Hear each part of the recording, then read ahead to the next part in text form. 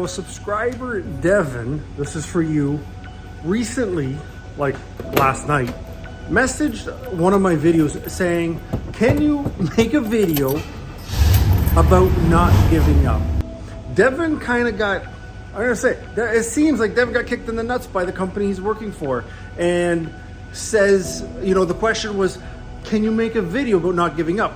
Not that he's ready to give up, but he thinks that there's great value in it for you, for me, for everybody kind of in this circle. And I think he's absolutely right.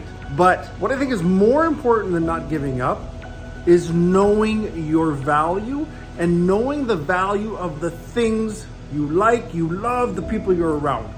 That's what we're gonna get into. Hope there's not too much wind noise, but long story short, Devin kind of got screwed over by his company.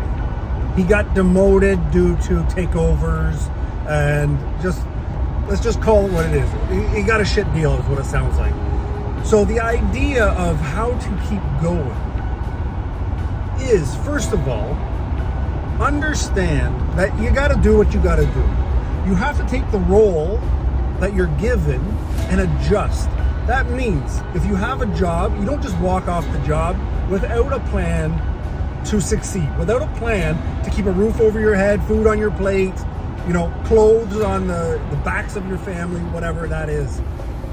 But don't ever let work determine your self-worth.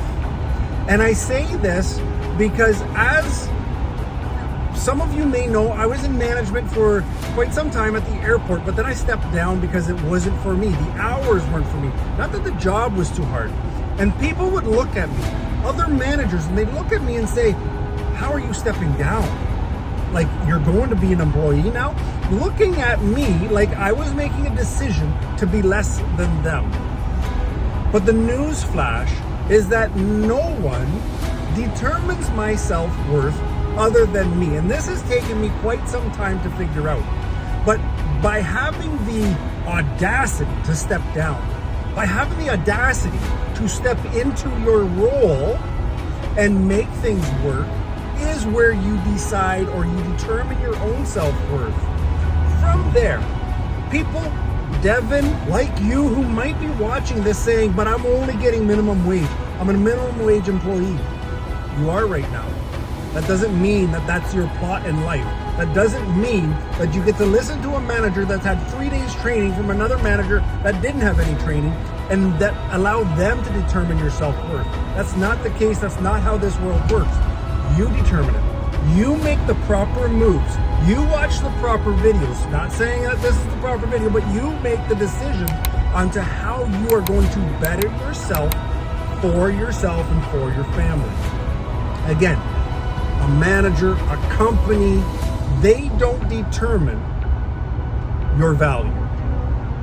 I'll tell you an interesting story. So the car here is a 1969 Impala.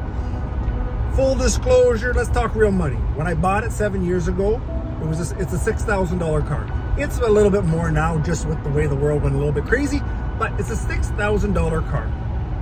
I said to my boys, they've been, you know, I want to say born and raised in it, but they haven't. But at the same time, it's been around as long as they've been around in our family.